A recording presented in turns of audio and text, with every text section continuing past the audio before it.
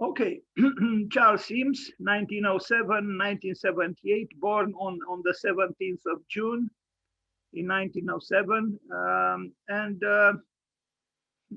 It's kind of strange in a way that that's the year when there was a famous peasants' revolution in Romania. And when you think of it, you certainly would not associate it at all with Charles Eames, a modern designer. Anyway, he was only born there in 1907. So Charles Ormond Eames Jr., as you see, born June 17th, was an American designer, architect, and filmmaker. This is interesting. In creative partnership with his spouse, that is his second wife, Ray Kaiser Eames, he was responsible for the groundbreaking contributions in the field of architecture, furniture design, industrial design, manufacturing, and the photographic arts. Education. Charles studied architecture at Washington University in St. Louis on an architecture scholarship. After 2 years of study, he left the university. Many sources claim that he was dismissed for his advocacy of Frank Lloyd Wright and his interest in modern architects. Can you believe it? So it seems Frank Lloyd Wright had adversaries in the United States. If Charles Eames was banished from the school because he was a fan of Frank Lloyd Wright. Anyway, the university reportedly dropped him because of his too modern views. Now, maybe certain things didn't quite change in the world, did they? Other sources, less frequently cited, note that while as a student, Charles Eames was also employed as an architect at the firm of Trueblood and Graff. The demands on his time from this employment and his classes led to sleep deprivation and diminished performance at the university. I also think you know something about this too, about sleep deprivation. Maybe it's one of the trademarks of studying architecture all over the world. Anyway, this was the man. No, you don't see him very well, but I have other pictures. Surrounded by a society of chairs, because he designed chairs and very famous ones. Here he is in a more cocky posture because of the pipe. Here he is with his second wife, with whom he achieved great success, and they met in a school they studied together. I forgot exactly where, at Cranbrook. Anyway, so they did have a very fruitful relationship. It was a love story that was also accompanied by a great professional chemistry, so to speak. Another picture with a questionable resolution, sorry, but I like this picture of them, playful as you have to be in order to be creative. And they were very, very creative. And they loved each other, and it's obvious. And this love for each other, I think, translated beautifully into their work. Here they are, hand in hand. You know, if you didn't look at certain particulars of the way they were dressed, you would say they were high school students. No, they were not high school students. They were grown-up people, but still children-like. And it pays. It paid. Some drawings by Charles Eames. Studies of this was from 1929, so he was 22 years old. Historical styles, then studies of chairs. He drew well. That's the truth. And even these sketches, I like them very much. They have a certain sensitivity that is to be appreciated.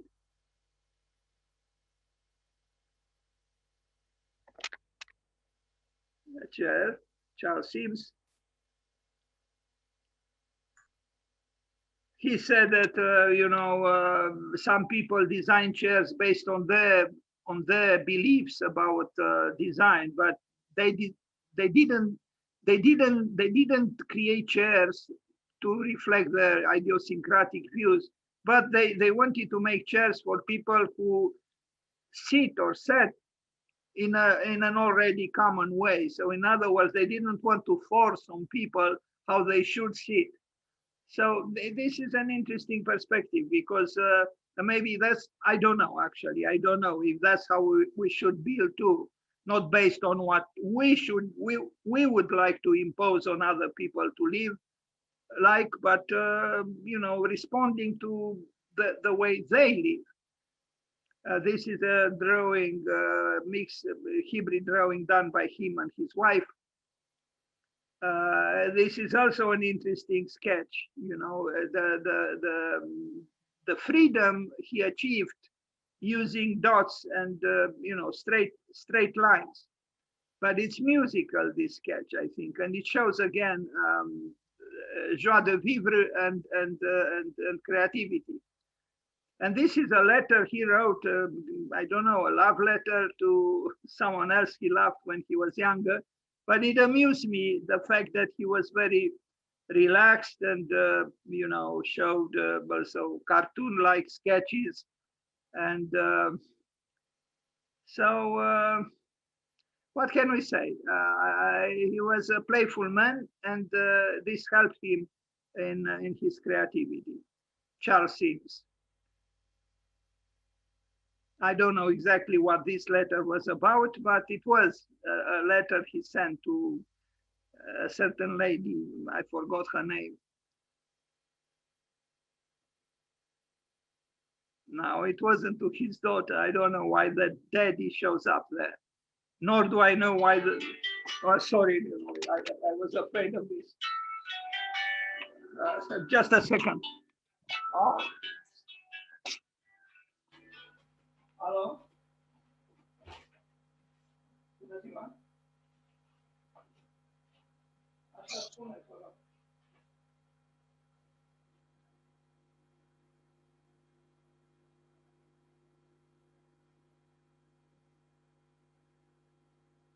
Bine, nu mai luați nimic, dar vă rog să trimiteți mașina după o seară. Atât, mulțumesc frumos. Nu mai luați nimic, mulțumesc. Da. Mulțumesc, la revedere.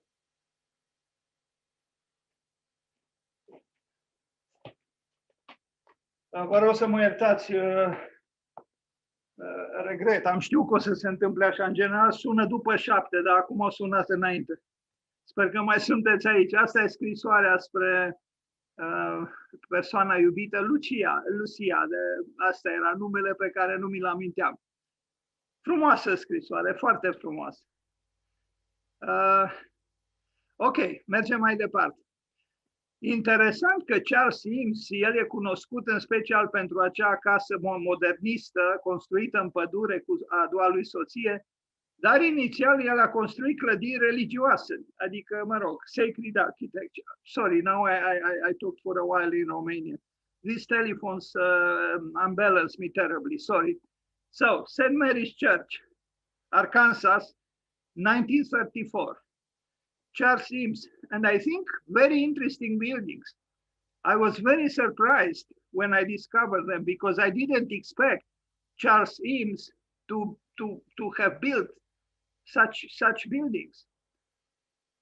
They are surprising because many churches were built in the United States, but these have a certain expressionism which is rather European.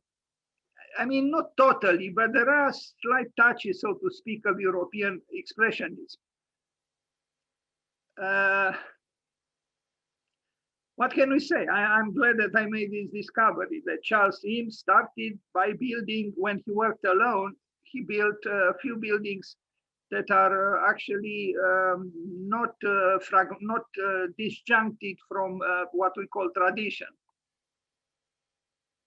Although a certain level of modernity does exist already.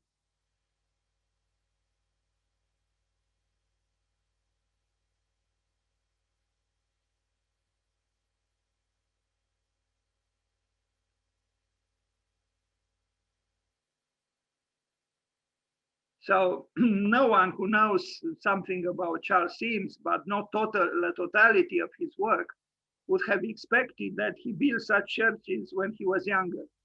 And you'll see another one. St. Mary's Catholic Church, also in Arkansas, 1935. So he was 28 years old.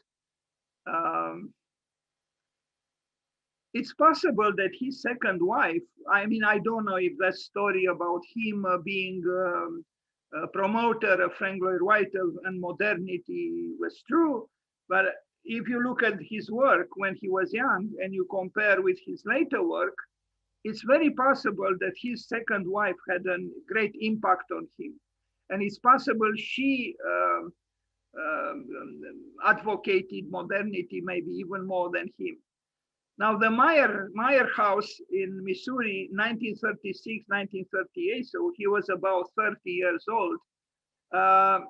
Even here, the house does not announce in any way what he did later with Ray, with his second wife.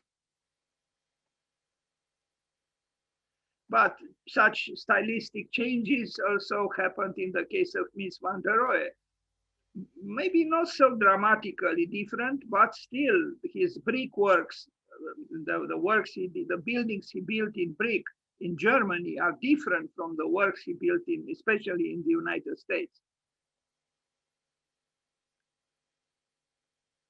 Here there are, like this corner window, you would say, well, this is a modern device, so to speak. It is, but as a whole, the house is rather, unspectacularly, traditional.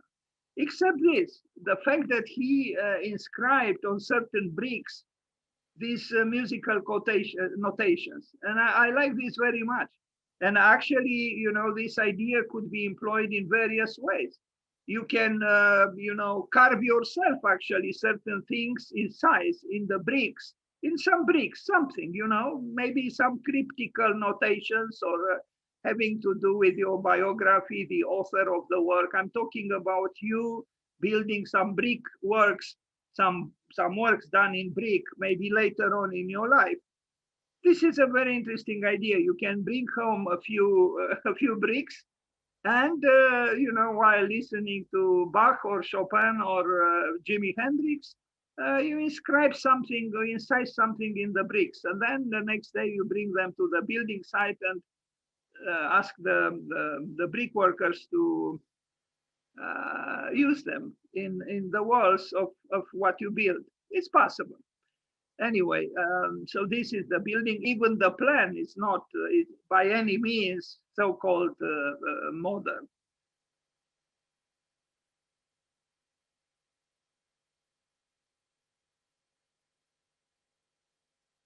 Nor is it from this side. No one would have thought this was built by Charles Eames. But you see, it's not just musical notations. There is also something else, but that is like a bas relief. I don't know how he did it. Anyway, it's an interesting idea to personalize some bricks. And you can do it in an abstract way or figurative way, whatever. I think it works. Now, a house from 1936, also Charles Eames without his second wife. Again, the architectural language is more so-called modern, but not alarmingly so. 1945. Now, this was a project. He worked with Eero Saarinen, what a great chance. And they designed this bridge house, 1947. So he was 1945. So he was 38 years old, immediately after the war. Already the language, the architectural language is resolutely modern. It was not built, but it paved the ground towards the next buildings.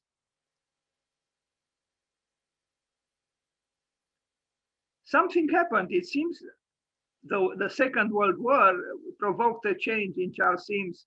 So his architecture became, in this case, clearly modern, almost international style. And if you build today such a house, today in 2020, it would be immediately published on Arch Daily and so on. So this was built 75 years ago. I mean, it was designed, it was conceived 75 years ago, but it doesn't look like it, does it?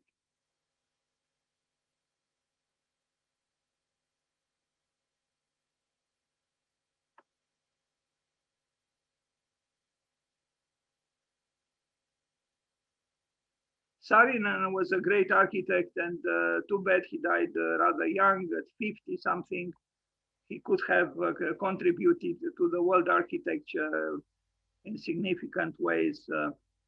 I mentioned almost the other day, yes, when I talked about Peter Rice, that it was because of Eero Saarinen that Sydney has the opera in Sydney that it has, because Eero Saarinen was the chief juror which evaluated the works for the competition.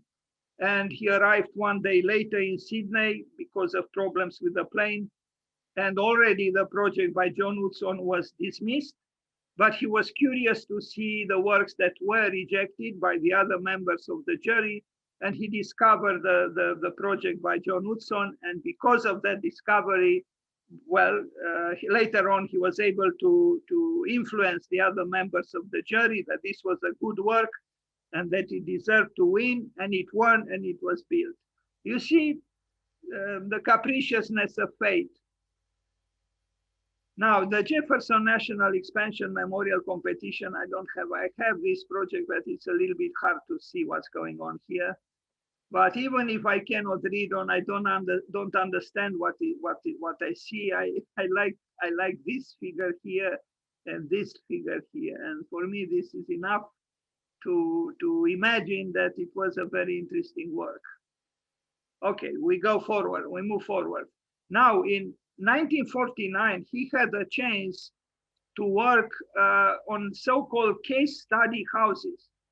This case study house number 8 became actually the Eames house, where he lived with his wife, and it's the well-known house built by this famous couple in the field of design and architecture. But we'll come at it. We'll arrive at it later.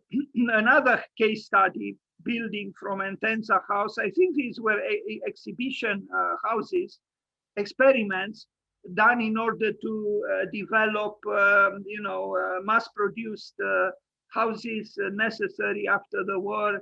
And it was an exploration, perhaps sponsored by the government. I don't know, but this is not very, very common in the States, but maybe then it happened. So the case study number 1, Charles and Ray Eames, Eero Saarinen and Associates. So they collaborated with Saarinen and Associates, and this is the house. Already clear-cut modernity, and it was built.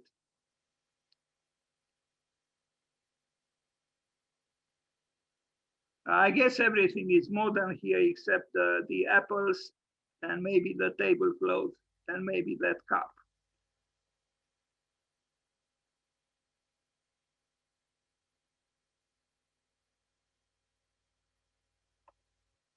There was a certain optimism then because the Second World War ended, and so there was this influx of energy and quest for rejuvenation, and you can see it in the architecture of the building.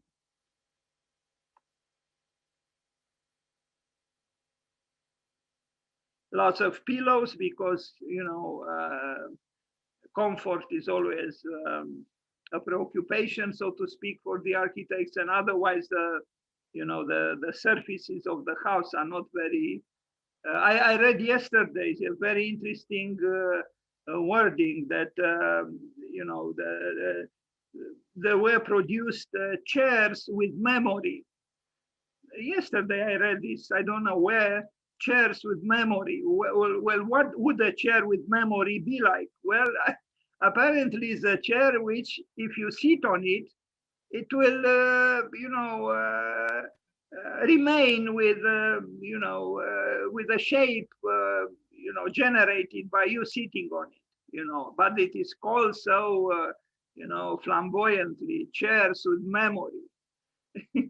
Well, I think there are many, especially, chairs or seats or sofas or whatever that you can sit on, and it's a flexible, textile material, and maybe with some soft core. Of course, if you sit on it, it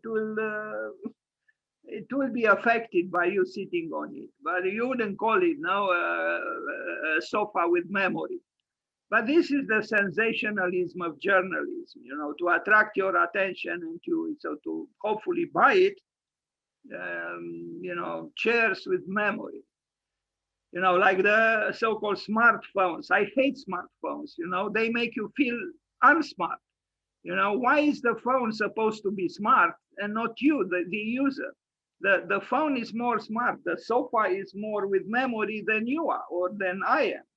And it shouldn't be like this. It's ridiculous. The chair has memory and I don't have it. The phone is smart, but I'm not. And, anyway, moving forward with this case study, this X here will appear also in the famous Charles and Ray Eames house. It's a clean modernity without the shadows of the past, without the shadows of nostalgia, without the shadow of the sloping roofs and so on. But the trees are the same, are they not? I mean, the trees are exactly when people build differently, with bricks and with sloping roofs and verandas and so on. I wonder what the trees think, I mean, they see us so restless. We build case study house number 9 in this way, then we build them case study house number 8, and then we build differently, and the trees are there and they stare at us, and I wonder what they talk between each other. They probably say one tree tells the other tree, look at these fools. They never have peace of mind. They are continuously restless. And they cut us down in order to make paper, to make projects on that paper, and that paper ends up in the garbage can. And what a miserable life on this earth. Probably a tree tells another tree, maybe. Anyway, back to modernity. I mean, everything is modern here, even that voluptuous cylindrical column, which is, I don't know if it was needed to be so voluptuously thick and with a big diameter, but it is, what can we say? Otherwise, of course, interesting, these spiders here, or what are they here? They are decorations, they are artworks. I'm sensitive to spiders because I have a lot in my apartment, and I have a hard time to kill them. I mean, I'm a little bit afraid of them, but I don't know. They're mysterious, no, the spiders. They are so thin and small, and with those thin legs, and yet they move. They move, and they don't have batteries. They are not plugged in the electricity outlet. How could they move? They're amazing. Of course, they are not the only ones. Little bugs also amaze me. It's just a little dot on the floor which moves, and not only that it moves, but it notices if I want to kill it, or if I want to, I don't know, yes, it feels, it knows, it sees. It's not stupid. That little dark dot on the floor, immensely small, if I can say so, it's not stupid. It knows. Anyway, look at this glorious, sliding door, and it's very nice, not bad, 1950s. Anyway, yes, a nice case study house.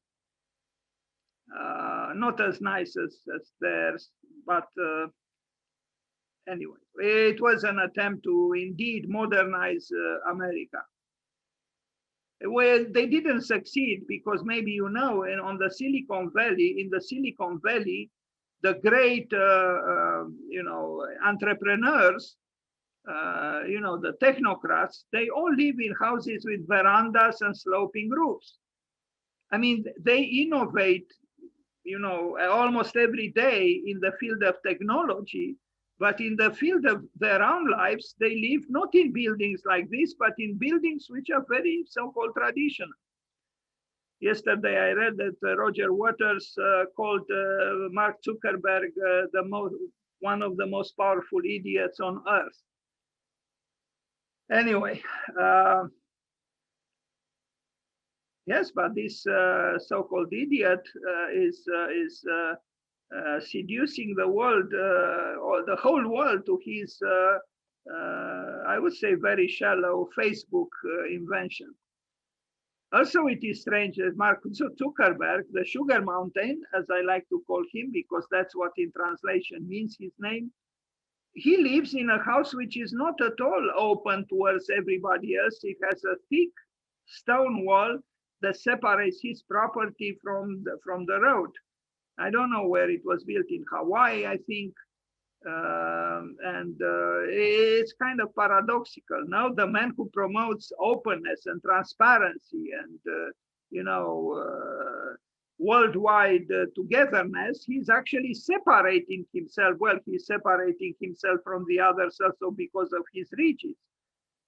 His billions and billions and billions of dollars that he made, I would say, because of our naivete, believing that we can have thousands of friends all over the world, which is obviously not possible if we are really serious about what friendship means. But the illusion is good when you see the numbers increasing there. I receive on Facebook, I don't use Facebook, but I have an account made for different reasons, for architecture actually. And I receive every day countless numbers of all kinds of, so-called friendships from people I have nothing in common with, I don't know, very strange, from all over the world. Anyway, back to the sofa, back to the pillows, back to modernity, although that sofa is not so modern actually, but the house is. Anyway, moving forward, because there is still a lot to see, and I'm still afraid that the people from Auchan will keep torturing me with their telephones. Herman Miller showroom in Los Angeles, California. Herman Miller was and is, I think still is, an important producer and seller of so-called innovative furniture. And this is indeed the building. When you look at it, it's a modern building. It's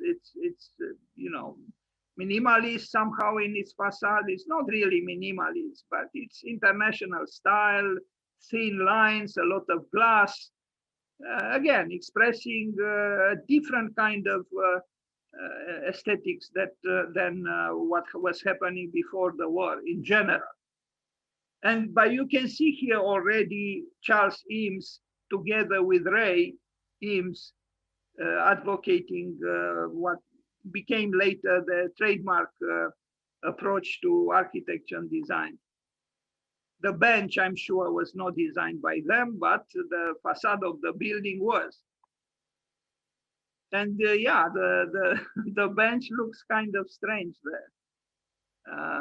As does this electricity pole and the house on the left and maybe the house on the right. But all in all, it's not a bad building, or at least the facade, if you can make abstraction of the bench. The Eames house. Now we arrive at the famous Eames house, which was, as we learned, a case study house number 8. And it is a very fine house, and I wish I had it. I wish I lived here. It's democratic in spirit. It's open. It's simple. It's simplistic. Not simplistic. It's simple. It uses prefabricated elements in its construction. Things that this was the intention, to create a house that you can build with already prefabricated things you can purchase from the demand, let's say, from big stores. And they showed you can make a very good creative house using elements which are at disposal of anyone. Well, here what was also inducive and encouraging to their creativity was also the beauty of nature, of course, because with such beautiful trees around, you are not going to insult them with some mediocre building. So they created something which expresses the new ethos, the new aesthetics, and it does so joyously. And I like the fact that it has these prefabricated elements which are assembled creatively, but individually they were not, created specifically for this building. Look at the happy pair there having fun together. The chair was also done by them, but they have a collage of. They even have this letter here, which would be interdicted in some countries as being so-called unsafe, and it probably is unsafe. But if some people want to use them, why not allow them to use it? Of course, the functionalist will say, can I carry the piano on this ladder? Of course you can, but then why would you go with the piano there? If indeed you have a piano. It must be nice to be in love and with someone who also practices what you practice and work together. This is the ideal, actually, but not everybody is blessed with this chance, unfortunately. I don't know, is this bird, I guess it's static, it's not alive. It's but interesting that they put this chair here. Also interesting that they have this old-fashioned chair here, which was not designed by them, of course. So it showed their openness of mind. They were explorative, they were playful, they enjoy what they did. And the house shows this playfulness and this, as the French put it, joie de vivre, the joy of living. And look at the kid, Charles Eames, playing with the cubes, literally like a kid. And I think playfulness is extremely important, and I think we should advocate it. Maybe every living room, unfortunately, the living rooms are rather small for most people, but if they were not so small, I would encourage people to provide a ping pong table in each living room in the world. Of course, you need a partner to play. It's hard to play ping pong by yourself. Well, this is a newer picture because you see there is a computer or the monitor of a computer. Yes, there is a computer there. Anyway, it's a nice house. And, this is something we should acknowledge, that the United States, despite the heavy duty capitalism, the heavy core, hardcore capitalism they promote, there is also a lot of experimentation there. There are many things that happen. And this is something I think should be inspiring and could make us, other countries, explore why is it that in the United States still so many technologies, they initiate them. They might not develop them always themselves, but they initiate them. I mean, the very Zoom that we talked on now, it comes from there now, I think. And then, the digital technologies, even the problematic Facebook, all these things, they kind of come from there, and they come from there for a reason, because people there, somehow they continue to explore and they discover new things.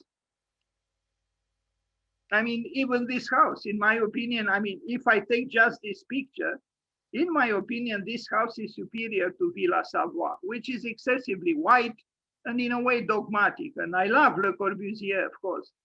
But this is a building which is not afraid of color And strangely, Le Corbusier should not have been afraid either. He was a painter, and his sculptures were not monochromatic, they were colored. But he had this puristic idea of a white architecture at a certain time in his life, while here we see lack of inhibition. And I like this. Even though the building is rectangular and prismatic, it's still a joyous building. Now, maybe if it was not placed in this beautiful natural context, would have been not quite the same, maybe.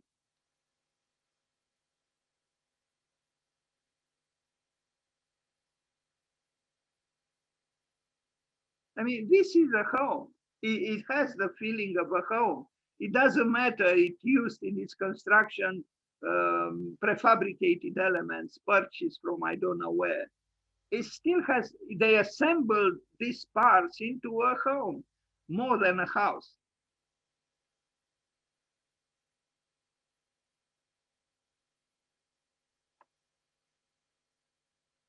Now, this chair was done by them, and we are going to look, I mean, them, them, they work together, but I try to bring works in that were done in good part by him, but in some cases it's difficult to know.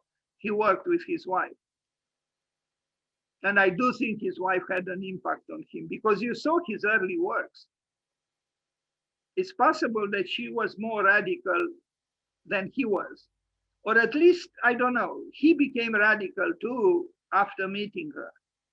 And it is said that usually, you know, a man's success is based on the woman behind him. But that woman behind him should not remain behind him. And I think it's high time for women to come up front because they have a lot to offer and their contribution is essential. The Eames house, case study house. So there are actually two houses. And in fact, you saw a picture before which looked a little bit different. You know, you look at them and you say they're almost infantile in their, you know, simplicity. But what they did with this scheme, with this diagram is remarkable.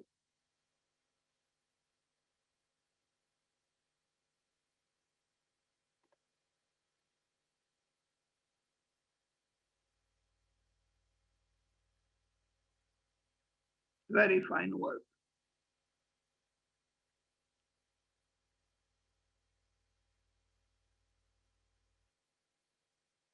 So the man who either dropped out or was forced to drop out of the architecture school became more consequential in the history of architecture than all his colleagues who were less so-called unfortunate. But as Oscar Wilde said many times, what appears to be sad or bad or tragic is a good thing in disguise. I hope it is like this. I'm not entirely sure, but thank you, Oscar Wilde.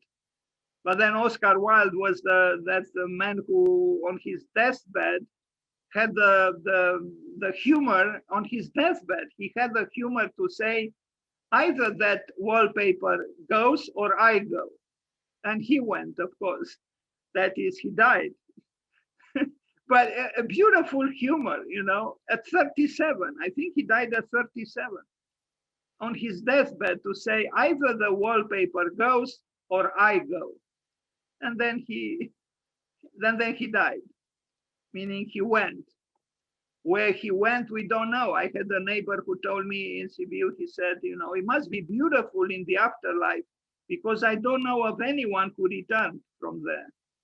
Maybe he's right. Let's hope he's right. Big refrigerator, you know, I mean, the fascination with big refrigerators, no one can compete with, you know, they are depressingly, you know, self-assertive, these refrigerators, bigger and bigger, more and more sophisticated. God. But the question is, when you look at this refrigerator, do we eat in order to live or we live in order to eat? How is it? I'm afraid for many people, actually, living means to live in order to eat. But shouldn't it be the other way around?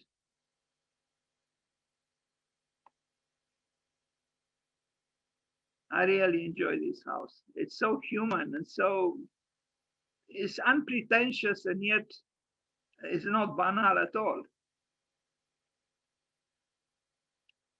It might not be the least expensive house in the world to warm up in the winter and to cool off in the summer, but the Americans have the resources, as they say, or had them, or certain people had them. Furniture designs by Charles Eames, chairs, chairs, and chairs again, so very different from the chairs. I mean, I compare the Eames house with the Villa Savoie. Well, if I compare the chairs, so-called chairs by Le Corbusier in his Le Cabanon, the little hut where he lived a lot of time in his later years, which are just some wooden boxes. You know, here you have a very comfortable piece of furniture, and then in the case of Le Corbusier, you know, the clear proof that he was a masochist. He liked to suffer, I'm convinced. Otherwise, who would sit on that box, wooden box? Literally a box. I mean, it didn't even have the pretension of, you know, making it appear being something else. No, a wooden box. Just check it out. Le Cabanon, Le Corbusier, and then you'll see pictures of the master sitting on a literally on a box. But this cushioned chair is, you know, if you sit on it, you forget that you also have legs to move on. He designed all kinds of chairs. He designed them, they designed them. I don't know exactly what her contribution was, but they are usually called, I mean, they are called Eames chairs, but she was also Eames. She took his name. Although some people these days take the names of their wives. And that is actually a very interesting idea. And let's not forget, Picasso took the name of his mother, Miss van der Rohe took the name of his mother, Le Corbusier indirectly took the name of a relative of his mother. So that, and I didn't mention people without a big masculine ego. No, quite the opposite. Yet, strangely, they acknowledge the presence of the mother, meaning the presence of the woman. Chairs, chairs, and chairs again. Plenty of chairs in the world.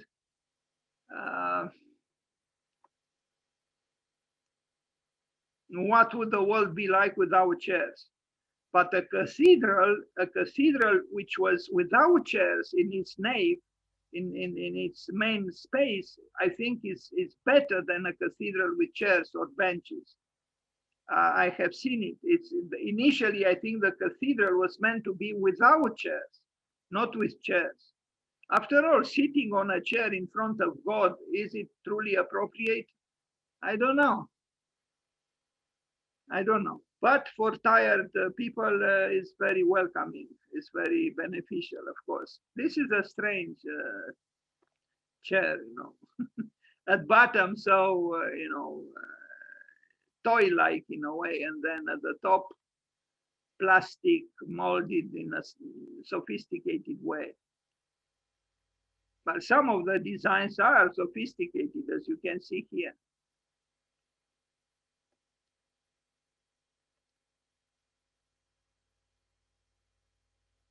But essentially, in this case, the chair is more free than the one who sits on it, you know, because the one who sits on it is blocked in front of his desk, working for I don't know what.